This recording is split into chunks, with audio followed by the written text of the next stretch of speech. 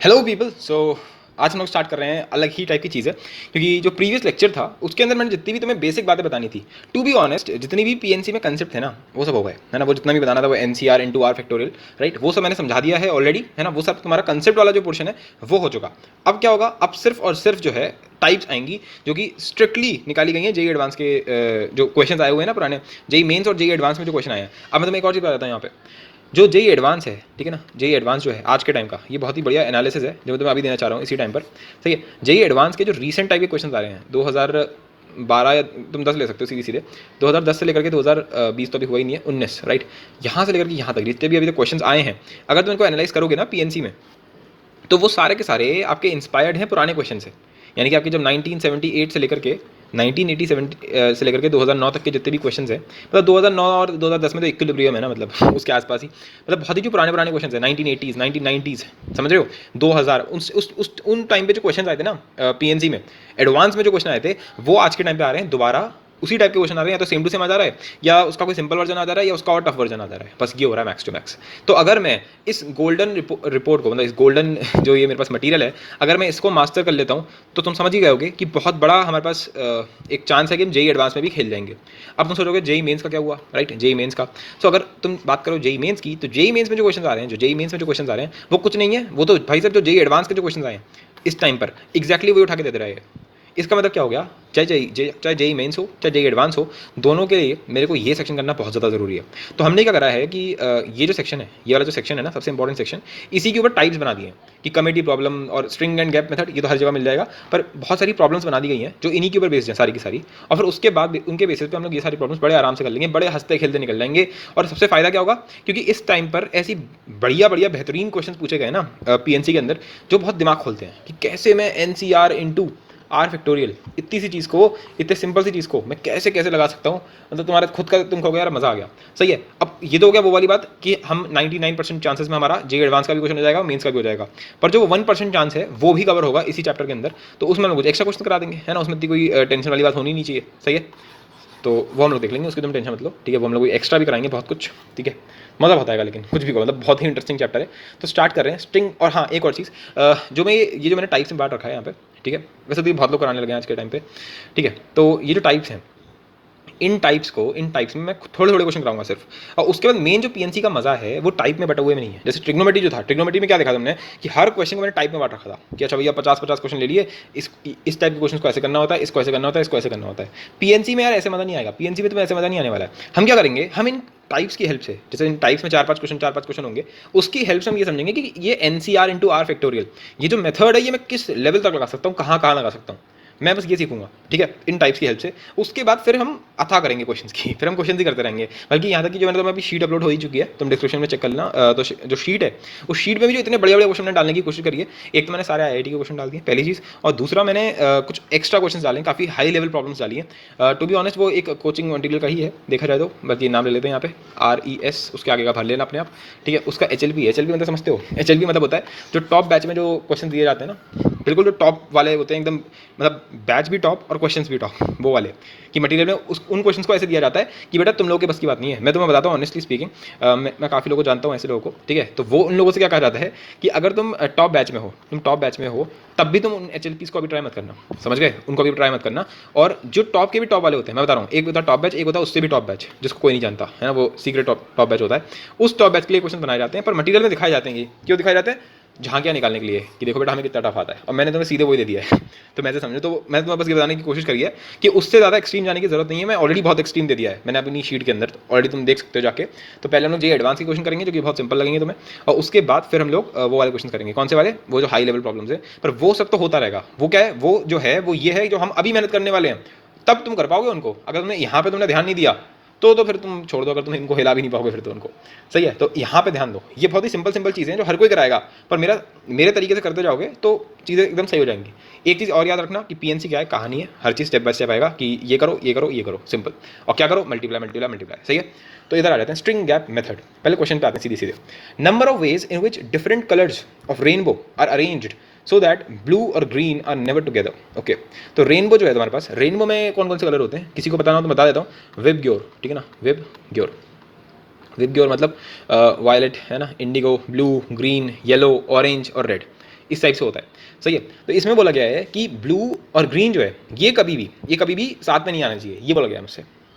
आप सोच के देखो, अगर मेरे को ये 7 कलर दे रखे हैं, 7 कलर होते हैं रेनबो के अंदर, तो ये जो 7 कलर्स हैं VIVGIOR विबग्योर, इनको अगर मैं घुमाना चाहूँ तो मैं 7 चीज़ों को कैसे अरेंज कर सकता हूँ? 7 फैक्टोरियल तरीकों से, है ना। अब तो इसमें कोई डाउट होना नहीं चाहिए तुमको, है ना, कि मैं 7 फैक्टोरियल तरीकों से घुमा सकता हूँ इसको। पर इसने मुझे कंडीशन क्या दी है? इसने मुझे ये कंडीशन दी कि ब्लू और ग्रीन जो तुम यहाँ पे साथ में दिख रहे हैं, ये साथ में नहीं होने चाहिए। साथ में नहीं होने चाहिए मतलब कि बी और जी के बीच में मान लो वाई आ गया कल को, मतलब यहाँ से हटा दिया मैंने वाई, इनके बीच में आ गया, तो ये सही है, ये एकदम सही है। पर अगर गलती से भी बी और जी साथ में आ गए तो हम नहीं मानेंगे, है ना, तो वो हमारे अरेंजमेंट में नहीं है, ठीक है। तो इसको करने के 2 तरीके हैं, एक तरीका है स्ट्रिंग मेथड, दूसरा तरीका है गैप मेथड, ठीक है। दोनों तरीके से करके दिखाते हैं इसको। तो मेथड 1 ले लेते हैं अपना, स्ट्रिंग मेथड, ठीक है ना, स्ट्रिंग मेथड। तो स्ट्रिंग मेथड में क्या करेंगे ना, स्ट्रिंग मेथड में बोलेंगे कि भाई क्या करते हैं हम लोग कि टोटल ले लेते हैं, टोटल, ठीक है ना, टोटल ले लें कि टोटल कितनी पॉसिबिलिटीज बन सकती हैं। तो टोटल कितनी पॉसिबिलिटीज बन सकती हैं? 7 फैक्टोरियल, है ना, अगर मैं 7 को घुमाता रहूँ। और फिर इसमें से मैं माइनस कर दूंगा वो पॉसिबिलिटीज जिसमें ब्लू और ग्रीन साथ में है, समझ गए। मैंने वो सारी पॉसिबिलिटीज इसमें से माइनस कर दी जिसमें ब्लू और ग्रीन क्या है, एकदम इंटैक्ट है, साथ में एकदम ब्लू और ग्रीन ही है, मतलब वो, समझ गए ना। तो मैंने वो पॉसिबिलिटीज, अगर मैं बोलूँगी टोटल में से वो पॉसिबिलिटीज हटा दो जिसमें ब्लू और ग्रीन साथ में है, तो कौन सी पॉसिबिलिटीज बच गई? वो बच गई जिसके अंदर ब्लू ग्रीन जो है वो साथ में नहीं है, सही बात है। और वही मेरा रिक्वायरमेंट है, वही मेरे को क्वेश्चन के अंदर चाहिए।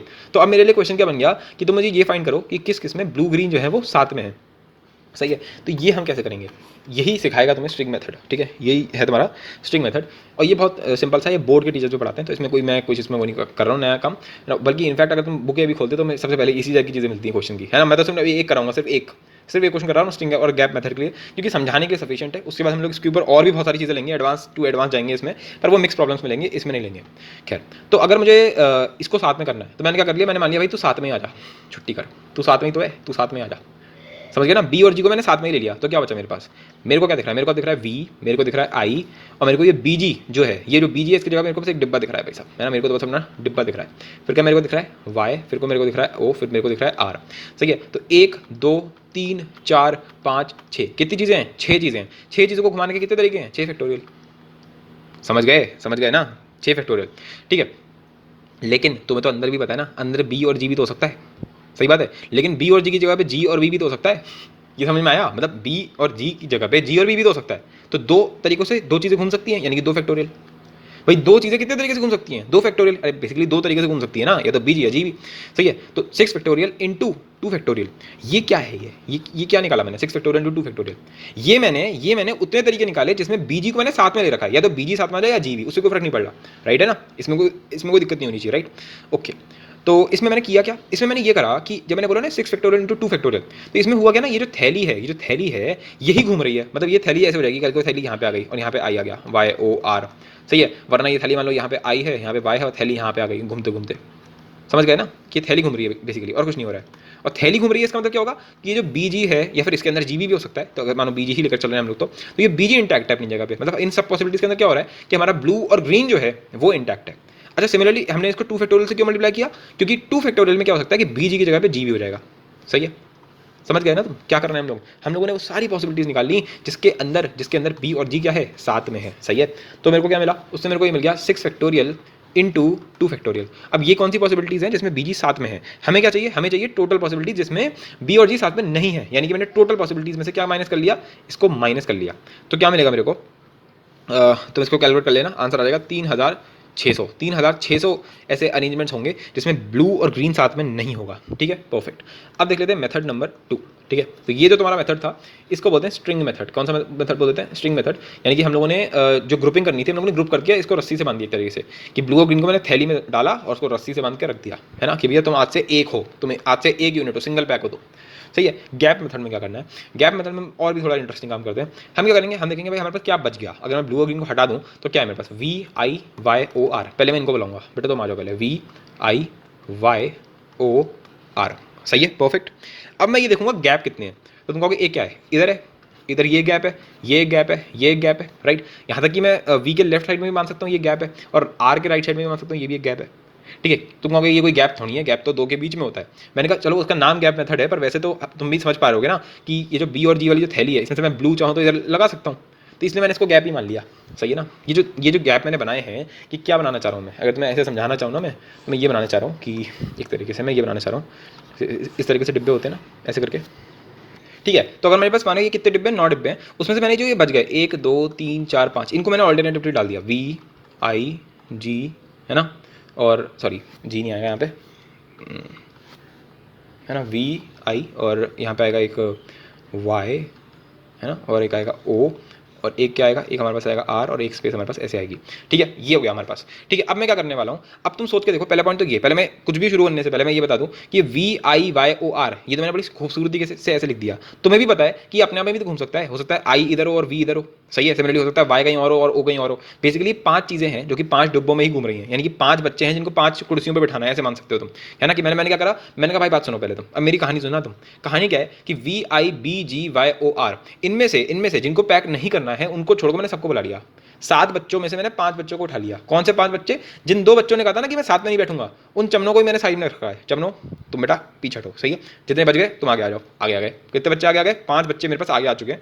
मेरे पास कितनी कुर्सियां पड़ी हुई हैं? 5 ऑल्टरनेटिव कुर्सियां पड़ी हुई हैं। मैंने 5 कुर्सियों पर उन 5 बच्चों को बिठा दिया। कितने तरीके से? 5 फैक्टोरियल तरीके से। परफेक्ट, बढ़िया, ओके। इनटू, अच्छा ये कोई डर तो नहीं है ना इस साइन को देख के, है ना, अगर कोई डर गया हो तो, क्योंकि ये भी 5 फैक्टोरियल ही होता है, मैं समझा चुका हूँ, फिर भी चलो ऐसे बना देते हैं 5 फैक्टोरियल, फिर इनटू।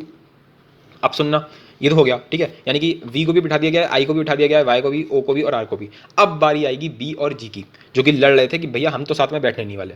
तो मैंने तुम्हारे लिए इतनी बढ़िया जगह बना तो दी। देखो भाई साहब, सीधी बात है कि बी और जी, अगर सोच के देखना, सी सोच के देखना कि मान लो बी ने बोला कि मैं यहाँ बैठूंगा, तो क्या जी यहाँ पे बैठ सकता है? नहीं, जी को ना चाहते हुए भी इधर ही बैठना पड़ेगा।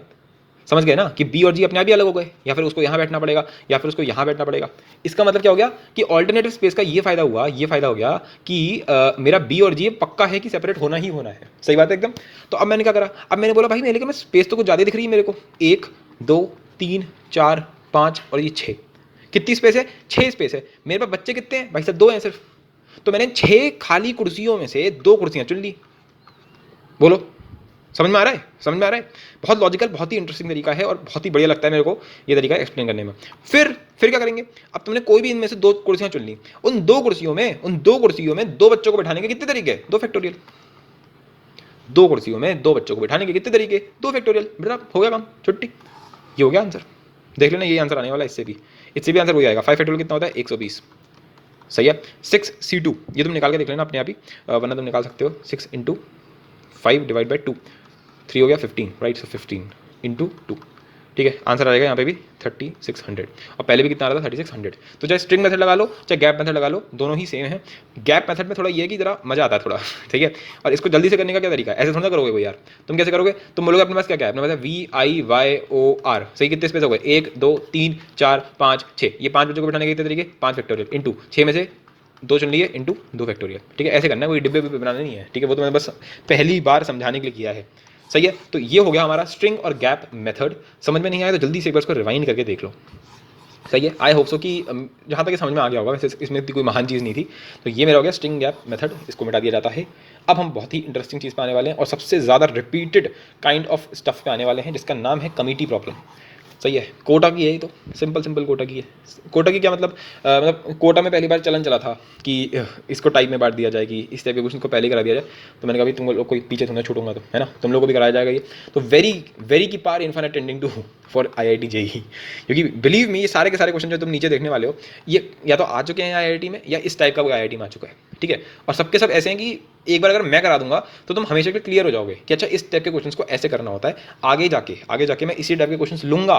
इसमें नहीं लिए मैंने कमेटी प्रॉब्लम के अंदर, पर मतलब मैं अलग से लूंगा, और फिर वो बीच में आएंगे तो तुम्हें अपने आप दिखना चाहिए कि अच्छा इसमें कमेटी बनानी है, अच्छा इसमें ग्रुप बनाना है, अच्छा इसमें क्रिकेट की टीम बनानी है। सही है ना, क्रिकेट की टीम, इस टाइप के सारे जो चीज़ें होंगी ना कि टीम बनाओ, ग्रुप बनाओ, इस टाइप की चीज़ों में ये चीज़ यूज़ आने वाली है, ठीक है। तो स्टार्ट कर देते हैं इसको भी, ठीक है, बिना किसी बकवास के, वो तो बोल नहीं सकते यहाँ पे। सो कमेटी प्रॉब्लम, ठीक है भाई। So we have 5G and 10B, यहाँ पे मैंने शॉर्ट फॉर्म में लिख दिया। मैं ऐसे मान लो 5 लड़कियाँ हैं अपने पास और 10 लड़के, ठीक है। How many committee of 6 people can be formed without any condition, ठीक है।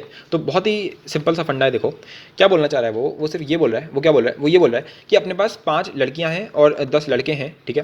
यानी कि टोटल कितने हो गए? टोटल अपने पास 15 लोग हैं। कितने लोग हैं? 15, सही, 15 लोग हैं अपने पास। उसमें से मुझे 6 लोगों की कमेटी बनानी है, 6 लोगों की ग्रुप बनाना है, एक तरीके से कमेटी मतलब ग्रुप, सही है। तो अगर तुम्हें 6 लोग चुनने एक तरीके से, भाई मेरे पास 15 लोग हैं, 15 में से मुझे 6 लोग चुनने, इसमें क्या बड़ी बात है? तो बस आंसर क्या हो गया इसका? 15C4। अब यहाँ पे तुम 4 फैक्टोरियल करने मत बैठ जाना, कई लोग की आदत हो जाती है करना। सॉरी 15C6, सॉरी एक मिनट, है ना कि 6 लोग चुनने ना, तो 15 में से 6 लोग चुनेंगे अपन, तो 15C6, तो इंटू 6 फैक्टोरियल मत करना, ये मत करना। क्यों नहीं करना भाई? 6 फैक्टोरियल मैंने कब बोला था कि 6 लोगों को 6 कुर्सियों पे बिठाना है? यहाँ पे कुर्सियों पे बिठाना है क्या? नहीं, हमसे क्या बोला है कि तुम्हें कमेटी बनानी है बस। ये किसने बोला कि 6 लोगों को ये देना है वो देना है कि बिठाना है कि ये कुछ बोला उसने? नहीं, उसने क्या बोला कि कमेटी बना। कमेटी बनाने का क्या मतलब है? ये 15 लोग तेरे सामने खड़े हैं, ऐसे मान लो कि तुम प्ले ग्राउंड में आए हो, भाई साहब अपनी घंटी बजी, हमसे बोला गया भाई साहब खेलने का टाइम आ चुका है ना, प्ले क्या बोलते हैं उसको, प्लेइंग पीरियड बोलते हैं, क्या बोलते हैं मैं तो भूल गया। जब नीचे आते हैं ग्राउंड में आते हैं तो फिर मानो तुम्हें टीम बनानी है, क्रिकेट की टीम बनानी है, तो तुम क्या करोगे? तुम्हारे सामने 15 लोग खड़े हुए हैं, उनमें से तुम्हें 6 लोग को चुनना है, तो बस 6 लोग चुन गए तो बन गई टीम बस। इनको क्या मतलब कुर्सी पे बिठा के खाना खिलाऊंगा क्या मैं इनको? सही है, तो बस छुट्टी, है ना। 15C6, इसके आगे तुम कहोगे हाँ ऐसा भी तो हो सकता है कि भैया तू बैट्समैन है कि तू बॉलर है कि तू ये है वो है, वो सब तो चलो सही है, पर वो इस क्वेश्चन में बोला है क्या? कहीं पे कहीं नहीं बोला है। जब बोलेगा वो भी कराया जाएगा, वो भी कराया जाएगा, उसकी टेंशन मतलब, वो नीचे वाला क्वेश्चन है इसी चीज़ के ऊपर है वो। सही है, तो इसलिए यहाँ पे अपना ज़्यादा दिमाग ना लगाएं। 15C6 पे आपका आंसर खत्म है यहाँ पर, कि विदाउट एनी कंडीशन कि भाई साहब 15 लोग थे उसमें से 6 लोग चुन लिया, वो बन गई टीम। अब जरा देखो एक कंडीशन आई है भाई साहब हमारे पास। अब क्वेश्चन नंबर बी क्या है? If it has no girl. उसने पहले बोल दिया भाई साहब अपने को कोई लड़की नहीं चाहिए, अपने को 5 गर्ल हैं, है ना, और 10 लड़के हैं, अपने को सिर्फ लड़के चाहिए। अच्छा, ये कंडीशन रखी गई है हमारे सामने कि हमें सिर्फ लड़के चाहिए, यानी कि तुम ये बात तो समझ गए कि 10 लड़कों में से 6 चुन लो, छुट्टी, है ना। इतना सोचना क्या है उसमें से, है ना, इतना तो कुछ सोचने की जरूरत ही नहीं थी उसमें। सही है ना, तो इसका आंसर क्या हो जाएगा? 10C6। सही। अच्छा एक और चीज़ थी, कुछ लोग बोलते हैं लड़कियों के लिए क्या करेंगे, तो मैंने कहा भाई लड़कियों का क्या करें, अभी 5 में से जो 0 चुनने हैं हमने, 5 में से कुछ भी नहीं चुन रहे हम तो, है ना। मतलब लड़कों के लिए तुमने क्या चुना? 10 में से तुमने 6 लड़कियां चुन ली, सॉरी 10 लड़कों में से तुमने 6 लड़के चुन लिए, फिर 5 लड़कियों में से मैंने एक भी लड़की नहीं चुनी। ठीक है, अब तुम सोच रहे हो यार ये 5C0 फालतू में क्यों लिखना है, 10C6 ही काफ़ी था। मैंने कहा ये 5C0 सिर्फ झांकियाँ निकालने के लिए, क्योंकि 5C0 का मतलब होता है 1। कैसे देखो, 5C0 5 फैक्टोरियल, सही है, 0 फैक्टोरियल, फिर 5 - 0 कितना होता है? 5 फैक्टोरियल, 0 फैक्टोरियल 1, 5 फैक्टोरियल 1, छुट्टी, 1 आ गया आंसर। सही है, सो 5C0 1 ही अपने आप में, तो बस 10C6 इसका आंसर है। मतलब कोई बंदा ज़्यादा बोले तुम्हारे सामने कि भाई लड़कियों का क्या करा तुमने, तो दिखाने के लिए बस। अब क्या बोला है कि एक लड़की होनी चाहिए बस, तो इस वाले में क्या करोगे? ये तुम अपने आप ट्राई मार सकते हो कि भाई कॉमन सेंस की बात है, अगर उसमें से एक लड़की होगी तो ऑब्वियसली 5 क्या होंगे? लड़के होंगे। सही है, तो 10 में से मैंने 5 तो लड़के चुन लिए, फिर 5 लड़कियों में से मैंने एक लड़की चुन ली, बस ये मेरा आंसर हो गया इसका। सही है, 3 लड़कियां हैं और 3 लड़के हैं, तो भाई 10 में से मैं क्या चुन लूँगा? 3 लड़के, और फिर 5 में से क्या चुन लूँगा? 3 लड़कियां। सही है, छुट्टी, ये आंसर हो गया मेरा, है ना, 10C3 फिर 5C3। अच्छा, ऑल बॉयज़ हैं, सारे के सारे लड़के ही हैं। ठीक है, तो फिर इसमें ऑप्शन नंबर बी, मतलब क्वेश्चन नंबर बी और क्वेश्चन नंबर ई में कोई फर्क ही नहीं है। क्वेश्चन नंबर बी बोला था कि लड़कियां नहीं होनी चाहिए, ऑप्शन नंबर ई बोल रहा है कि सिर्फ लड़के ही होने चाहिए, तो बात तो सेम ही है, तो इसका आंसर भी क्या आएगा? 10C6। ठीक है, तो अब तुम्हें समझ में आ गया होगा कि कैसे कमेटी वाले को करना होता है। ठीक है, तो ये तो सबसे बेसिक फॉर्म था इसका, कि इस टाइप के क्वेश्चन का सबसे बेसिक फॉर्म था ये। अब एक एक लेयर जोड़ते जाते हैं उसके साथ। तो in a cricket team of 13 players 4 are bowlers, in how many ways team of 11 players can be formed when 2 bowlers are there? Okay, अब समझते हैं चीज़ को। तो बहुत ही सिंपल क्वेश्चन है, इसका सिंपल फंडा क्या है कि तुम वही फिर से वही घंटी बजी अपने, है ना, अपने क्लास में बैठे हुए थे, अपने को पता चला कि भैया गेम्स पीरियड है, नीचे आए, 13 लोगों ने बोला कि हम लोग क्रिकेट खेलेंगे। 13 लोग तुम्हारे सामने खड़े हुए हैं, ठीक है, तुम कौन हो? तुम क्लास के टीचर ऐसे मान लो, या फिर जो भी सही कैप्टन हो भाई सब जो भी है, तुम्हारे सामने 13 प्लेयर्स खड़े हुए हैं, उसमें से 4 लोगों ने घोषित कर रखा है कि 13 लोगों में से 4 लोगों ने बोला कि हम बॉलर्स हैं, बचे हुए कौन? बचे 9 जो हैं वो बोल रहे हैं क्या है? हम लोग बैट्समैन हैं। ठीक है, हम लोग क्या है? हम लोग बैट्समैन हैं, और बाकी 4 लोग क्या है? 4 लोग बॉलिंग करते हैं सिर्फ। ठीक है, ऐसा उन्होंने बोल रखा है कि हम लोग बॉलर्स हैं हम लोग। ठीक है, अच्छा, और रिक्वायरमेंट कितने की है? 11 प्लेयर की तुम्हें टीम बनानी है, 11 प्लेयर की टीम बनानी है, जिसमें से कम 2 जो हैं, कम से कम 2 जो हैं वो क्या होने चाहिए? 2 क्या होने चाहिए? बॉलर्स होने चाहिए। अच्छा, तो अगर मेरे को 11 प्लेयर्स की टीम बनानी है, 11 प्लेयर्स की टीम बनानी है, जिसमें से 2 जो है पक्का बॉलर्स ही होंगे, ठीक है, और जो बैट्समैन तो उसको मैं लिख दूंगा BT। ठीक है, तो अगर 2 बॉलर्स हैं तो पक्का होगा कि 9 बैट्समैन होंगे। सही बात है, पर उसने ये बोला कि 2 बॉलर्स होने चाहिए, उसने ये तो नहीं बोला कि 3 बॉलर्स होंगे, तो कोई दिक्कत है क्या? कोई दिक्कत नहीं है, 3 बॉलर्स भी तो हो सकते हैं। हाँ हो सकते हैं, बिल्कुल हो सकते हैं। अगर 3 बॉलर्स होंगे तो बैट्समैन कितने होंगे? तो 8 बैट्समैन होंगे। सही है, अच्छा, अगर 4 बॉलर होंगे तो 7 बैट्समैन होंगे। सही है, अगर 5, एक मिनट, तुम हो गए 5 हो ही नहीं सकते भाई, हमारे पास पूरी ग्राउंड में ही सिर्फ 4 बॉलर्स अवेलेबल है ना। ऐसा तो है नहीं कोई कि कोई सीनियर का पीरियड लगा हुआ है उससे मैं बॉलर छीन के ले आऊँगा, ना ऐसा नहीं है, अपने पास 4 बॉलर्स हैं बस, उतने ही हैं, तो बस ये बात ही खत्म हो गई। या तो 2 बॉलर हो सकते हैं, या 3 हो सकते हैं, या 4 बॉलर हो सकते हैं। सही बात है, तो बस ये 3 के सी बनने वाले हैं। तो ऐसे मान लो कि ये क्वेश्चन लिखा हुआ है और उसके ये पहला पार्ट है, ये दूसरा पार्ट है और ये तीसरा पार्ट है। तो अगर मैं पहले पार्ट की बात करूँ तो मुझे दो बॉलर चाहिए और 9 क्या चाहिए, बैट्समैन चाहिए। अब बॉलर्स कितने हैं अपने पास, 4, तो इन 4 में से मैं 2 बॉलर चुन लूँ तो 4C2। फिर बैट्समैन, अब बैट्समैन कितने हैं अपने पास, 9 में से मुझे 9 के 9 चाहिए, 9 में से 9 के 9 चाहिए, सो 9C9। इसमें सोचना क्या है, सही है। बी वाले को देखते हैं जरा, बी वाले केस में क्या हो रहा है कि मेरे पास 3 बॉलर हैं, तो यानी कि मैं 4 में से 3 चुन लूँ, है ना, 4 बॉलर्स में से 3 चुन लिए मैंने। फिर जो 9 बैट्समैन है उसमें से मुझे कितने चुनने हैं, सिर्फ 8 चुनने हैं, ठीक है। ऑब्वियसली तुम अच्छे चुनोगे, है ना। अच्छा फिर क्या है, 4 बॉलर्स हैं उसमें से कोई 4 ही चुन लेंगे, चारों के चारों को चुन लिया मैंने, है ना। इसका मतलब क्या हो गया, एक ही तरीका है भाई, चारों को चुन लिया मैंने, एक ही तरीका आएगा। तुम देख लेना, जो जब भी तुम ये निकालते हो ना NCN तुम निकाल के देख लेना कभी भी, यही आएगा 1 आएगा, इसका आंसर 1 आएगा। कैसे देखते हैं भाई, NCN क्या होता है, NC0। अरे देखो ना, NCR क्या होता है, NCR होता है ना NCN-R के बराबर, सही है। तो यहाँ पर अगर मैं इसको n कर दूंगा तो n माइनस n कितना हो गया, 0। अगर ऐसे समझ में नहीं आया, वैसे बाइनोमियल थ्योरम के अंदर हम लोग ये बहुत डिटेल में करने वाले हैं, फिर भी अभी के लिए तुम्हें बता देता हूँ जल्दी जल्दी में कि NCN किसके बराबर होगा, NC0 के, और जो किसके बराबर होता है, 1 के बराबर, सही है। ओके ओके ओके, सो यहाँ पे क्या गया, 4C4, यानी कि एक ही तरीका है भाई, 4 में से 4 चुन लिए या फिर 9 में से 9 चुन लिए, सही है। ओके, तो फिलहाल अभी हम इस पर आते हैं, 4 बॉलर्स हम लोग चुन लिए, अब मेरे को 7 बैट्समैन चाहिए, तो 9 में से मैंने 7 बैट्समैन चुन लिए, सही है, परफेक्ट हो गया। अब यहाँ देखो, यहाँ पे तो ये 3 पॉसिबिलिटीज थी ना, या तो ये या ये, सही है। तो हमारा ओवरऑल आंसर क्या आएगा, 4C2 into 9C9 plus 4C3 into 9C8 plus 4C4 into 9C7, ठीक है। तो ये मेरा फाइनल आंसर होगा, समझ गए। इतने तरीकों से हम जाके नीचे क्रिकेट खेलेंगे, इतने तरीकों से मैं जाके टीम बनाऊंगा, समझ गए, परफेक्ट एकदम। आई होप सो क्रिस्टल हो गया होगा यहाँ पे, सही है। तो ये भी एक बहुत बढ़िया तरीका था कि केसेस बना के कैसे खेलना होता है, तो ये कैसे हम लोग को पीएनसी में आगे जाके केसेस बनाने पड़ेंगे। तो वो केसेस भी ऐसे कुछ महान चीज़ नहीं है केसेस में कि तुम सोचो कि पता नहीं यार कैसे केसेस बनते हैं, ठीक है। वो केसेस अपने आप चिल्ला के बोलेगा क्वेश्चन तुमसे कि केसेस बना भाई, मेरे केसेस बना। अब वही तो तुम्हें सिखा रहा हूँ कि केसेस कैसे बनाने हैं और किस में बनाने केसेस। अब जैसे ये वाला क्वेश्चन है, ये वाला क्वेश्चन मैंने लिख रखा है, ये IIT JEE में आया 1985 में, उसके बाद 2017 में आया, फिर 2018 में आया। सोच के देखो, सेम क्वेश्चन बोल रहा हूँ, सेम 2017 में शायद मेंस में आया था, 2018 में ये एडवांस के फॉर्मेट में आया था, मतलब एडवांस में से थोड़ा बहुत इसको चेंज किया था, बाकी सब सेम था। और इनिशियली इसकी जो पहली पैदाइश है इस क्वेश्चन की, वो 1985 में, तो मैंने तो 1985 का क्वेश्चन कॉपी पेस्ट मार रखा है इसमें, या फिर ऐसे समझ सकते हो 1985 का और 2017 का, क्योंकि 2017 के मेंस में एग्जैक्टली यही क्वेश्चन है, मतलब एग्जैक्टली। अब मुझे इस बात में कन्फ्यूजन हो रही है, 2018 में मेंस में आया था या 2017 के मेंस में आया था, मतलब इन दोनों में से किसी एक के मेंस में आया था, किसी एक के एडवांस में आया था, ऐसा कुछ था, पर एग्जैक्टली सेम आया था, एग्जैक्टली सेम। तो मेंस वाला तो तुम मतलब ऐसा मेंस तो यार तुम मतलब मेंस की तो टेंशन लिया ही मत करो, सही है। मतलब जो तुम्हें टेंशन लेनी है वो तो बस एडवांस की लेनी है, मेंस तो मतलब क्या उसके बारे में कौन सोचता है। So a man has 7 relatives which are 4 ladies and 3 gents, सही। अपने पास एक आदमी है भाई साहब, एक आदमी है भाई साहब, ओके बढ़िया।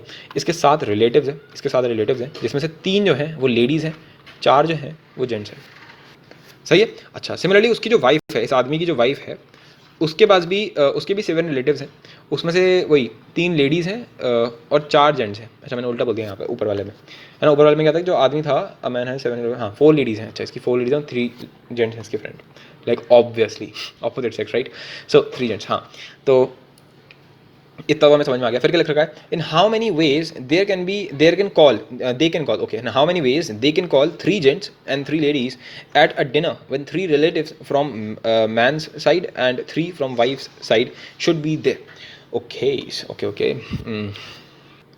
और अब क्या बोला गया है कि जो मेरी मतलब एक बंदे मतलब वो ये दोनों पार्टी अरेंज कर रहे हैं एक तरीके से, तो जो मैन है उसको भी अपनी तरफ से 3 रिलेटिव्स को मिलाना है, जो वाइफ है उसको भी अपनी तरफ से 3 रिलेटिव्स को बुलाना है, और ये जो 6 बन गए टोटल मिला करके, इन 6 रिलेटिव्स के अंदर 3 जो है वो लेडीज़ होनी चाहिए और 3 जो है वो जेंट्स होने चाहिए, ठीक है। तो काफ़ी बढ़िया क्वेश्चन हो गया एक तरीके से, और हमें समझ में आ रहा है कि बहुत ही कॉम्प्लेक्स हो गया एक तरीके से, है ना, मतलब केसेस बनाए बिना नहीं होने वाला ये। तो क्या करें फिर, तो देखो क्या करना है, सबसे बढ़िया तरीका है टेबल बना लो, ठीक है, टेबल बना लो। इस टाइप के क्वेश्चंस कम से कम मैं 4 और 5 और करवाऊंगा अभी, 4-5 क्वेश्चंस इसमें नहीं कराऊंगा, इसके अंदर वो तुम्हें अपने आप पहचानने पड़ेंगे कि इस टाइप की कॉम्प्लेक्सिटी आ चुकी है, यानी कि केस बनाने पड़ेंगे, तो मैं अपने आप दिख जाएगा, अभी कराऊंगा, मतलब वो शायद इसके बाद ही दूसरे तीसरे लेक्चर में दिख जाएगा, इसके बाद वाले में, कि जब जनरल क्वेश्चंस करेंगे तो तुम्हें अपना दिख जाएगा कि अरे यार इसमें तो केसेस बनाने पड़ेंगे, सही है। तो सुनो, हमारे पास है मैन और हमारे पास है वाइफ, सही बात है एकदम सही है, दोनों के पास 7-7 रिलेटिव्स हैं, सही है, परफेक्ट। अब सुनना, हमें क्या चाहिए, हमें या तो लेडीज़ चाहिए या फिर हमें जेंट्स चाहिए, लेडीज़ या फिर जेंट्स, सही है, परफेक्ट, बिल्कुल। आई होप इसमें कोई डाउट नहीं हो रहा होगा, ठीक है। और हमारा एम क्या है, हमारा एम है कि 3 लेडीज़ होनी चाहिए टोटल और 3 जेंट्स होने चाहिए, पहली बात। दूसरा, वाइफ की तरफ से भी 3 होने चाहिए सब मिला करके, और जेंट्स की और मैन की तरफ से भी 3 होने चाहिए। सुनो, मैं क्या कर सकता हूँ, मैं ऐसे बना सकता हूँ कि भाई मैं तीनों लेडीज़ जो हैं वो इससे बुला ले रहा हूँ और तीनों जेंट्स जो है वो इससे बुला ले रहा हूँ। तो फिर मैन के साइड से मुझे 0 जेंट्स बनाने पड़ेंगे और वाइफ के साथ से मेरे को 0 लेडीज़ बनानी पड़ेंगी, है ना। ये तरीका हो सकता है। दूसरा तरीका क्या हो सकता है कि मैं मैन के साइड से तीनों जेंट्स बुला लेता हूँ और उसके साइड से वो बुला लेता हूँ। 1 मिनट रुक जाओ।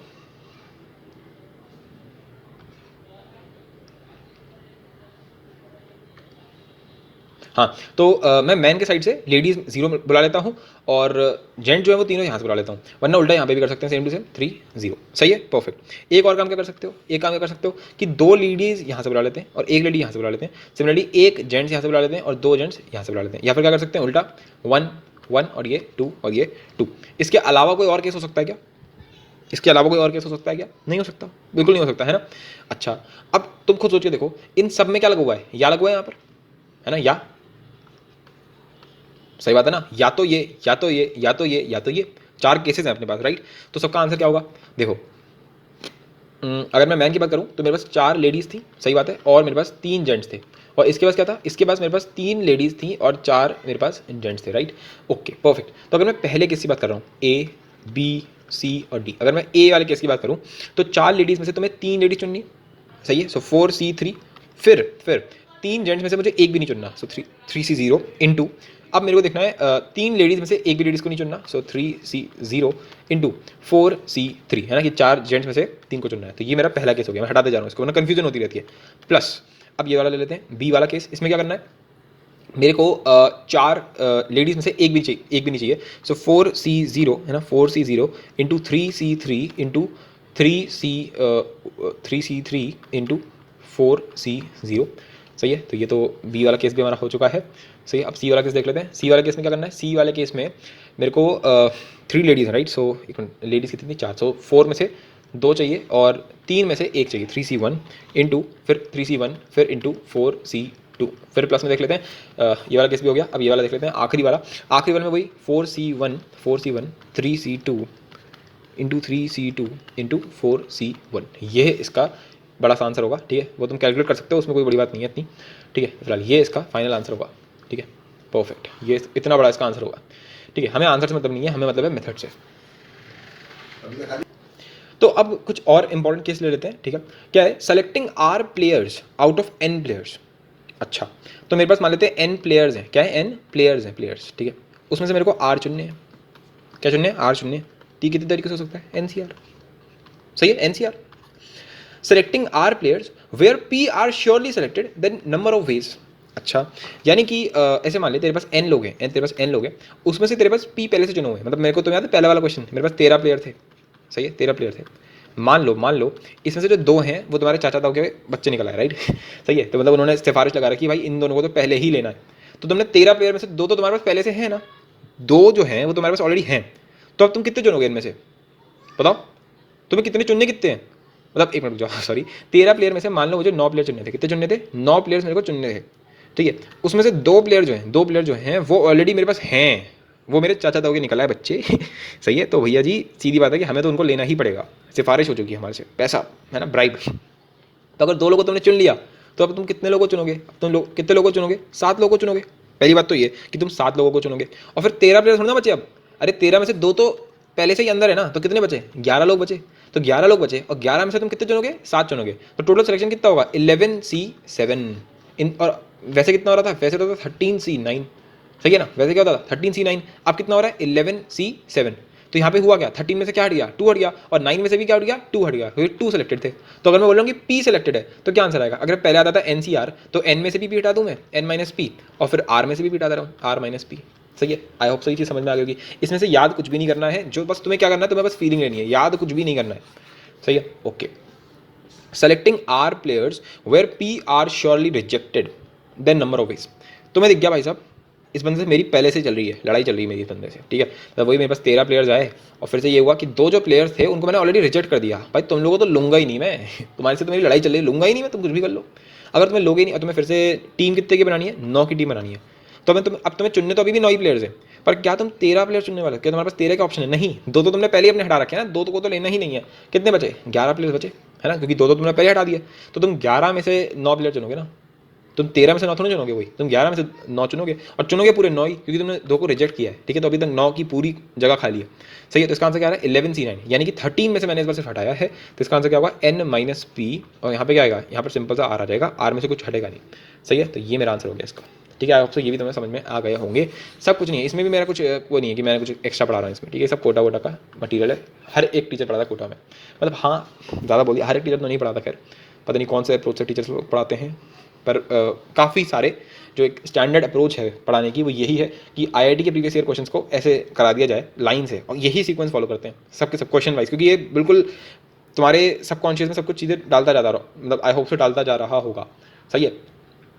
ओके, सो नेक्स्ट क्वेश्चन क्या है, grandfather my grandfather love, okay, grandfather with 7 grandchildren takes them to zoological garden without taking the same 3 children together। अब ये सुनने में कुछ अजीब सी लग रही है स्टेटमेंट, तुम अपने आप पढ़ो और समझो क्या लिखा है ना, पूरा क्वेश्चन पढ़ो, समझो, करने की कोशिश करो। एक बहुत ही अच्छा क्वेश्चन है ये भी, बहुत अच्छा कुछ सिखाने वाला है तुमको। तो इस पहली लाइन ने मुझे समझाया कि 3 बच्चों को मैं साथ में नहीं ले जा सकता, यानी कि मैं 3 बच्चों को साथ में लेकर जा रहा हूँ, ये बात तो तय हुई, राइट, कि मैं हर बार 3 बच्चों को लेकर जा रहा हूँ साथ में से। अगर मैं ग्रैंडफादर हूँ, मेरे सामने ABCDE कितने बच्चे हुए, 1 2 3 4 5 6 और ये 7, भाई साहब 7 बच्चे, 3 4 5 6 7 बच्चे, 7 में से मैं लेकर क्या जा रहा हूँ, सिर्फ 3 के बच्चों को लेकर जा रहा हूँ, मैं 3 बच्चों को एक साथ लेकर जा रहा हूँ, यानी मैं 3 का ग्रुप बना रहा हूँ हर बार, सही है। ओके, पहली बात तो ये। दूसरा, इन तीन के ग्रुप में कभी भी 3 बच्चे सेम नहीं है, यानी कि अगर मैं एक बार ABC को ले गया ना, A B और C को, तो अगली बार मैं ABC को लेकर नहीं जाऊँगा, समझ गए ना, अगली बार मैं किसको लेकर जाऊँगा, मैं A B और D को लेकर जाऊँगा। यानी कि मैं इस एग्जाम्पल से क्या समझा पाया कि 2 सेम हो सकते हैं, ये वाला ग्रुप और ये वाला ग्रुप क्या माना जाएगा, डिफरेंट माना जाएगा, क्योंकि उसने बोला कि सेम 3 जेंडर नहीं होना चाहिए। ABC और ABD क्या ये सेम है, नहीं, क्योंकि इसमें से C और D का डिफरेंस है, समझ गए ना। तो यानी कि यहाँ पर A और B का तो वो हो रहा है, मतलब ये तो सेम हो सकते हैं, सही है। तो हाँ हो सकते हैं, तो उसमें कोई दिक्कत नहीं है अपने को, सही ना, उसमें अपने को कोई दिक्कत नहीं है। अच्छा, यानी कि इतने तरीके से मैं ग्रुप ले जा सकता हूँ। तो अब उसने मुझसे ये पूछा फाइनली कि टोटल मिलाकर के दादाजी जो है तुम्हारे वो कितने बार जाएंगे, है ना, कि हाउ मेनी टाइम, मैंने यहाँ दादाजी गया, सो हाउ फ्रिक्वेंटली दादाजी गोस। तो तुम सोच रहे हो दादाजी कितनी बार जाएंगे, भाई जितनी बार ग्रुप बनेगा, भाई जितने ग्रुप बनेंगे 7 लोगों में से 3 के तुम्हें क्या बनाने हैं, ग्रुप बनाने हैं। कितने तरीके से बनेंगे, 7C3, सही बात है, 7C3, यानी कि 7 × 6 × 5 डिवाइड बाय 3 फैक्टोरियल, यानी कि इंटू 6, 6 और 6 कट गया, 7 × 5 कितना आंसर आ गया, 35 ग्रुप बनेंगे। यानी कि दादाजी कितनी बार जाएंगे, दादाजी आपके जाएंगे 35 बार, कितनी बार, 35 बार हमारे दादाजी जो हैं वो बच्चों को लेकर जाएंगे 3 का ग्रुप बना के जूलॉजिकल गार्डन में, सही है। तो ये तो पहले वाले का आंसर हो गया कि दादाजी कितनी बार जाएंगे। दूसरा क्या लगा, फ्रिक्वेंटली ईच चाइल्ड गोस, मतलब ईच चाइल्ड, अगर मैं बोलूँ कि ए टोटल कितनी बार गया, समझ गए, मतलब टोटल ग्रुप कितने बने, 35 ग्रुप बने, इसमें से ए कितनी बार गया ये बताओ। तो तुम कहोगे यार ए कितनी बार गया, ये तो थोड़ा मतलब कंपेरेटिवली टफ हो गया तुम्हारे लिए कि यार ए कितनी बार गया, ये बात कैसे बताऊँ मैं, कि मतलब अगर 35 ग्रुप बन रहे हैं तो तुम्हें ये बताना है वो कौन कौन से ग्रुप थे। अगर इसको क्वेश्चन को थोड़ा जनरलाइज करूँ, मतलब अपने फायदे की बात निकालूँ, तो मैं तो तुमसे बोला ना अभी कि ABC, दूसरा ग्रुप हो सकता है ADE, ABE, है ना, इस तरह के बहुत सारे ग्रुप हो सकते हैं। तो वो सारे ग्रुप बता जिसमें ए जो है वो तो पक्का है ही है। तो यार तुम्हें ये वाली बात याद आ रही है मेरी, जिसमें ए तो पक्का है ही, जिसमें P नंबर ऑफ चीज़ें वो ऑलरेडी सेलेक्टेड है। यानी कि जब दादाजी 3 बच्चों का चयन कर रहे होंगे, 3 बच्चे जब सेलेक्ट कर रहे होंगे कि 7 बच्चों से मैं 3 बच्चे सेलेक्ट कर रहा हूँ, उसमें से ए जो है वो पहले ही आके बैठ गया, बेटा तुम तो बैठ जाओ पहले, ठीक है। तो दादाजी कितने बच्चे चुनेंगे, 2 बच्चे, कितनों में से, 6 बच्चों में से, सही बात है। तो 6C2 ये वो ग्रुप्स होंगे जिसमें ए जो है वो उनके साथ पहले से बैठा हुआ है, उनका लाडला पहले से उनके साथ है, सही है। तो 6C2 कितना हो गया, 6C2 हो गया 6 × 5 डिवाइड बाय 2, तो ये हो गया 3 × 5 15, यानी कि 35 में से 15 बार ऐसा होगा, 15 बार ऐसा होगा जब ए उनके साथ जाएगा। एंड सिमिलरली बी में से 15 बार ऐसा होगा जब बी उनके साथ जाएगा। सी में भी 15, है ना, यानी कि हर एक बच्चा कम से कम 15 बार जाएगा, 15 बार जाएगा, कम से कम नहीं, मतलब एग्जैक्टली 15 बार जाएगा वो जूलॉजिकल पार्क, सही है। जूलॉजिकल पार्क हर एक बच्चा 15 बार जाएगा। आपको कहेगा भाई टोटल 35 बार जा रहा है वो, तो मैंने कहा भाई 35 बार वो यूनिक बच्चों को थोड़ा लेकर जा रहा है कोई। तुम देखो ना यहाँ पर ABC है और यहाँ पर भी तो AB है, तो यहाँ पर देखो ना एज और बी दोनों साथ साथ में 2 बार चले गए, सही बात है, नहीं है, सही है। तो आई होप सो समझ में आने लग गया होगा ये वाला क्वेश्चन कि टोटल बार कितनी बार गए, 35 बार। कैसे भाई, 7 में से C3, 7C3 छुट्टी, और उसमें हर एक बच्चा कितनी बार चला गया, उसने मैंने क्या करा, मैंने किसी एक बच्चे को फिक्स कर दिया कि तू तो अपने पास पहले से ही है, एक बच्चे को एनालाइज कर लेंगे तो हर बच्चे का एनालिसिस निकल जाएगा। तो मैंने ए को फिक्स कर दिया, तो जब मैंने ए को फिक्स कर लिया तो मेरे को क्या मिल गया मेरे को कि भाई एक बच्चा फिक्स है, इसलिए 7 में से सिर्फ 6 बच्चे चुनने हैं, तो 6C2 यानी कि 15। ठीक है, परफेक्ट, आई होप सो समझ में आ गया होगा। थोड़ी अच्छी बातें हो रही हैं आज के लेक्चर वाले में, ठीक है ना। और अब ऐसे ही बातें होने वाली हैं। तो इन कुछ क्वेश्चन की हेल्प से मैंने तुम्हें बताया कि कमिटी वाले क्वेश्चन को कैसे करना होता है, कि केस बन सकता है इसमें एंड और सिलेक्शन ही करना होता है बेसिकली। और इनका जो मतलब ये तो कुछ भी नहीं है, ये तो बहुत ही सिंपल लेवल के है। इनके ऊपर बेस करके मैं और भी बहुत टफ लेने वाला हूँ, है ना, टफ लंबे जिसमें और भी कुछ केसेस होंगे, वो मैं लूँगा मिक्स करके। वो भी मैं आगे लूँगा अगले लेक्चर में, अगले या इसके आगे वाले में भी, ठीक है। तो वो लूँगा ज़रूर, पक्का है, ठीक है, क्योंकि इतने से तो कुछ नहीं होगा, बस इतने से कराने से बात नहीं बनेगी, ठीक है, ओके। तो अब एक तीसरा टाइप शुरू हो जाता है। हमने अभी तक 2 टाइप देख लिए तरीके से, है ना, कि स्ट्रिंग और गैप मेथड, और दूसरा हमने देखा कमिटी प्रॉब्लम। तीसरा है मैक्सिमाइजिंग एनसीआर। तो यार ये जो टॉपिक है ना, ये है बायनोमियल थ्योरम का। किसका? बायनोमियल थ्योरम, सही है। तो बायनोमियल थ्योरम में ही तुम पढ़ोगे ये चीज़, मैं तुम्हें अभी बता रहा हूँ क्या है क्या नहीं है। उसका जो रीज़न है वो तुम्हें बायनोमियल थ्योरम में ही पता चलेगा, ठीक है। तो मानो मैं तुम्हारे सामने लिख दूँ 20C7, सही है, और इसका आंसर भी कुछ आ जाएगा, मतलब ऐसा आ जाएगा कुछ जो भी आएगा, मतलब 20C7 का कुछ ना कुछ तो आंसर आ जाएगा ना। 20 फैक्टोरियल डिवाइड बाय 7 फैक्टोरियल और फिर 20 - 7 यानी कि 13 फैक्टोरियल, ठीक है। तो एक तरीके से ये आंसर आ जाएगा इसका, परफेक्ट, एकदम यही आंसर आएगा इसका, सही है, ओके। मैं बोल रहा हूँ 20C5, फिर मैं तुम्हारे सामने लिख देता हूँ 20C10, सही है। मैं लिख देता हूँ तुम्हारे सामने 20C19। तुम मुझे बताओ इन सब में से बड़ा कौन सा होगा सबसे ज़्यादा, मतलब 20C1 बड़ा होगा, 20C2, 20C3, 20C4, 20C5, 20C6, ऐसे करते करते 20C19, 20C20, 20C0, इन सारे नंबरों में से जितने भी तुम्हारे 20 के साथ बन सकते हैं, उसमें से सबसे बड़ा कौन सा होगा? वो है मैक्सिमम, है ना, वही तो सबसे बड़ा होगा। तो वो सबसे बड़ा कौन सा होगा वो तो मैं एक बार में बता दे रहा हूँ, उसका आधा। अगर 20 है तो 20C10 जो है वो सबसे बड़ा होगा, सही है। इसका एक ट्रेंड होता है, वो इसका जो एक्सप्लेनेशन है ना, बिल्कुल डीप में जाके क्या एक्सप्लेनेशन है इसका, तो वो तो तुम्हें वही मिलेगा बायनोमियल थ्योरम में। और तुम अभी के लिए समझ सकते हो कि 20C0, 20C1, है ना, 20C2, ऐसे करते करते अगर मैं चले जाऊँ 20C9 तक, तो ऐसे इंक्रीज़ करता है, ठीक है। और फिर ऐसे करते करते ज़्यादा 20C10 तक, ठीक है, और फिर डिक्रीज करने लगता है 20C11, और ऐसे करते करते कहाँ तक जाएगा? 20C20 तक। तो सबसे ज़्यादा हाईएस्ट कहाँ पे आ गया? 20C10 पे। यानी कि अगर मेरे पास NCR है, अगर NCR है तो सबसे ज़्यादा बड़ा कौन सा हुआ? जब NC के आगे क्या आएगा? N/2। जैसे यहाँ पे 20 था तो 20 का आधा, जैसे सिमिलरली यहाँ पे N है तो N का आधा, तो ये सबसे मैक्सिमम होगा। तो अगर किसी ने बोल दिया NCR को मैक्सिमाइज करो, यानी कि वो ये बोलना चाह रहा है कि अगर मैं तुम्हारे सामने लिख दूँ 20CR, तो 20CR का मैक्सिमम क्या होगा? 20C10, सही है। तो NCR का मैक्सिमम क्या होगा? NC/N/2। पर तुम ये बात तो तुम्हारे दिमाग में खटक रही होगी कि यार ये तो 20 का तुम आधा कर सकते हो। अगर मैं तुम्हारे सामने लिख दूँ 21CR, इसको मैक्सिमाइज करो, तो तुम क्या लिखोगे फिर? तो तुम ये लिखोगे 21 डिवाइड बाई 2, और 21 डिवाइड बाई 2 क्या होता है? 10.5। तो तुम 10.5 लिखोगे, यानी कि मैं 21 चीज़ों में से 10.5 चीज़ें चुन रहा हूँ। मतलब या तो तू इडियट है या मैं इडियट हूँ, मैं हो नहीं सकता नहीं तू इडियट है। क्या बकवास है ये? क्या मतलब कुछ भी, है ना, मतलब हटाओ इसको, ये तो पॉसिबल नहीं है ना, ये तो हटाना पड़ेगा इसमें से। सो इसका कुछ जुगाड़ करना पड़ेगा। तो इसका जुगाड़ कुछ है नहीं एक्चुअल में, इसका सिंपल सा फंडा है एक्चुअल में, ये भी हम उसी में पढ़ते हैं बाइनोमियल थ्योरम के अंदर ही, कि अगर ऑड हो जाए तो 2 आते हैं। फिर क्या आते हैं? 2 आते हैं। 2 कौन कौन से आते हैं वो यहाँ पे एक्सप्लेन कर रखा है उसने, है ना, NC/N-1/2, NC/N+1/2। कैसे? मैं जल्दी से लिख दे रहा हूँ यहाँ पे। तो मानो तुम्हारे पास है 21, तो एक आएगा 21, अब लिख लो 21 में से एक हटा दो तो 20 आ जाएगा, तो 20/2 10, ठीक है। और दूसरा क्या आएगा? 21C11, सिंपल सिंपल, ये देखो 21 डालो उसमें अंदर, 21 - 1 कितना आएगा? 20/2 यानी कि 10, और यहाँ देखो 21 + 1 यानी कि 22, तो 22/2 C11 यानी कि क्या होगा? एक तो ये आ जाएगा, दूसरा उसके आगे वाला, है ना। यानी इसमें क्या होता है कि अगर मैं 21 की बात करूँ तो 21C0, उससे बड़ा होता है 21C1, फिर आएगा 21C2, है ना, उससे बड़ा होते होते होते होते कहाँ तक जाएगा?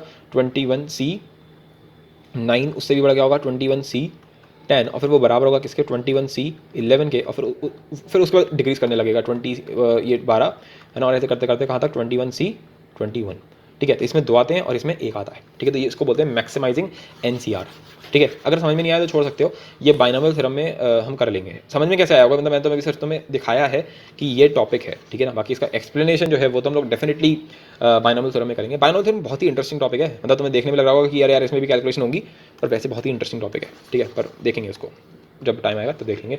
खैर, तो NCR का मैक्सिमाइजिंग हो गया। अब देखते हैं इस क्वेश्चन को जो इस कंसेप्ट को यूज़ करेगा, ठीक है।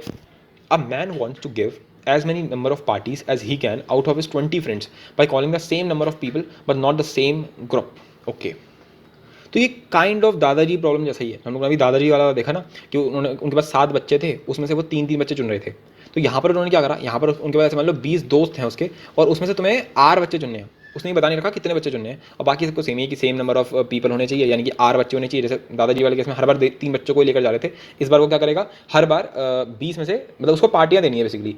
तो मैं ऐसे दूंगा, जैसे मानो ऐसे मान लो तुम एक होटल में गए और वहाँ पे तुमने एक टेबल बुक करा रखी है, ठीक है, तुम्हारे पास 20 दोस्त हैं टोटल मिला करके, उस टेबल में सब मिला करके मान लो कितनी चेयर है, मान लेते हैं 5 चेयर है, कितनी चेयर है, 5 चेयर है, ठीक है। तो तुम बार बार क्या करोगे, तुम 20 में से 5 करके बुलाओगे अपने दोस्तों को। तो वो ऐसे ही बोल रहा है कि मानो उसने अपने होटल वालों को फ़ोन किया, उसने बोला मैं मैक्सिमम कितने लोगों को कराऊँ, कि मैं कम से कम काम चल रहा है मेरा, कि हर बार मैं सेम लोगों को भी ना बुलाऊँ, ठीक है। और मेरे को मतलब समझ गया ना तुम यहाँ पे, कि सेम ग्रुप नहीं होना चाहिए और सेम नंबर ऑफ लोगों, ठीक है। तो तुम्हें बताना, और मैक्सिमम नंबर ऑफ पार्टीज होनी चाहिए, है ना, ये तो बोला इसने, how many times he call so that the number of parties is maximum, ठीक है, कि नंबर ऑफ पार्टीज जो है वो मैक्सिमम होना चाहिए। तो हम क्या करेंगे, हम बोलेंगे भाई देख, तू 20 में से हर बार कितने बच्चे कितने लोगों को चुनेगा, 8 लोगों को चुनेगा। ये बात तो तू भी समझ रहा है, मैं भी समझ रहा हूँ, जैसे दादाजी ने किया था, उन्होंने 7 में से 3 दिन को चुना था हर बार, पर उनके पास तो ये 3 नंबर था, हमारे पास नहीं है। मैंने बोला कि नंबर ऑफ पार्टीज कितनी होंगी, अगर मैं बोलता हूँ कि मेरे पास 7 लोग होते हैं मेरे पास, ठीक है, और उसमें से मैं बार बार 3 चुनता, तो इतनी ही नंबर ऑफ पार्टीज होती भाई, जितने ग्रुप बनते हर ग्रुप को तुम खिलाते, राइट, तो उतनी ही पार्टीज होती।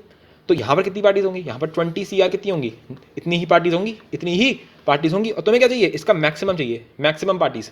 तो तुम समझ गए आर की वैल्यू कितनी होगी, 10 होगी भाई, 20 है इवन नंबर, इसका आधा तो 20C10 है ना, तभी तो मैक्सिमम आएगा। ये तो समझाया ऊपर, है ना, ये तो समझाया ना कि अगर n इवन हो तो 20C10, सही है। तो यानी कि तुम्हें 10-10 के ग्रुप बनाने पड़ेंगे, कितने के ग्रुप बनाने पड़ेंगे, 10-10 के। So how many times he call so that the number of, how many times नहीं होगा, कि हाउ मेनी फ्रेंड्स होगा यहाँ पर, कि कितने लोगों को बुलाएगा, तो हम क्या बोलेंगे 10 लोगों को उसको बुलाना चाहिए, सही है। अब फिर वही, अब तो बहुत सिंपल हो गया, अब तो ये दादाजी वाला क्वेश्चन ही बन गया एक तरीके से, कि जैसे 7 में से 3 बच्चों को बुला लेते हैं हर बार, इसमें क्या हो रहा है, इसमें वो 20 में से हर बार कितने लोगों को बुला रहा है, 10 लोगों को बुला रहा है। अब जरा बी वाला पार्ट पढ़ते हैं, how many times each friend can be called. तो मैं फिर से वही बोलने वाला हूँ कि अगर A B C ऐसे करते करते उसके पास 20 फ्रेंड थे, इसमें से अगर कोई एक फ्रेंड है, उसको फिक्स कर लेते हैं पहले से कि भाई तू तो अपने पास है ही, है ना, तभी तो मैं निकाल पाऊंगा ना कि टोटल मतलब कितने, मतलब कौन, मतलब एक दोस्त कितनी बार खाएगा चमन कहीं कहा कितनी बार खाएगा, खैर जो भी है। सो कैसे निकालोगे, मैं क्या करूँगा, मेरे पास एक बंदा पहले से है, तो कितने बच गए, 19 में से मुझे कितने लोग चुनने हैं, क्योंकि मुझे 10 लोग लेकर जाने थे, उसमें से मैंने एक पहले चुन लिया, तो मैं सिर्फ 9 लोग चुनूंगा उसमें से। सो 19C9, इतनी बार एक बंदा मेरे साथ खाना खाएगा। 20C10 क्या है, 20C10 एक्चुअल में है टोटल नंबर ऑफ पार्टीज जितनी वो देगा, क्योंकि उसने ही डिमांड करी थी कि भैया मैक्सिमम पार्टीज करनी है। तो नहीं कौन भाई यार बेवकूफ़ आदमी है जो कह रहा है मुझे मैक्सिमम पार्टीज करनी है, या तो वो खुद पेटू होगा, है ना, कि जितनी बार मैं 3 दोस्तों को खिलाऊंगा उतनी बार मैं भी खाऊंगा सही है, ऐसा हो सकता है। जो भी फिलहाल उसके दोस्तों की तो लॉटरी लग गई, दोस्तों की भी कहाँ लगे, 19C9 बार कोई खाएगा वो पागल हो जाएगा। सही है, 20C10 तो लग रहा होगा, पर सोच के देखो 20 कितना होगा, 20 फैक्टोरियल डिवाइड बाय 10 फैक्टोरियल, और फिर 20 - 10 फिर से 10 फैक्टोरियल, ये भी बहुत बड़ा नंबर है ये देखा जाए तो, सही है ना। मतलब इतनी बार कोई अपनी पार्टी करा करेगा तो उसका दिमाग खराब हो जाएगा, हद से ज़्यादा पैसे खर्च हो जाएंगे। चलो खैर जो भी है, हमारा ये वाला क्वेश्चन हो गया हमारा, सही है, यही था बस मैक्सिमाइजिंग के अंदर। तो अभी फिलहाल हम लोगों ने 3 टाइप्स देख ली, एक तो हमने देखा ये मैक्सिमाइजिंग NCR, दूसरा हम लोगों ने देखा कमिटी प्रॉब्लम, और तीसरा हम लोगों ने देखा कहाँ गया वो आपका, वो मैंने मिटा दिया था, स्ट्रिंग और गैप मेथड, राइट, ठीक है। इसके बाद हम लोग देखने वाले हैं ज्योमेट्रिकल प्रॉब्लम्स, ये भाई साहब गजब की चीज़ है। फिर आएगा चेसबोर्ड प्रॉब्लम्स, इसके बारे अभी मैंने पूरे नोट्स बनाए नहीं है, अभी मैं थोड़े बहुत सोच रहा हूँ थोड़ी बहुत और इसमें क्वेश्चन अभी इसी में डाल दूँ, ठीक है, थोड़ा मज़ा आएगा, काफ़ी इंटरेस्टिंग सेक्शन है, बिलीव में बहुत ही ज़्यादा इंटरेस्टिंग सेक्शन है ये, ठीक है, मज़ा आएगा इसमें भी, ठीक है। पर अभी नहीं कराऊंगा क्योंकि मेरे को ज़रा इसमें थोड़े बहुत क्वेश्चन और इंक्लूड करने हैं, फिर बात करते हैं अगले लेक्चर में। और देन थैंक यू।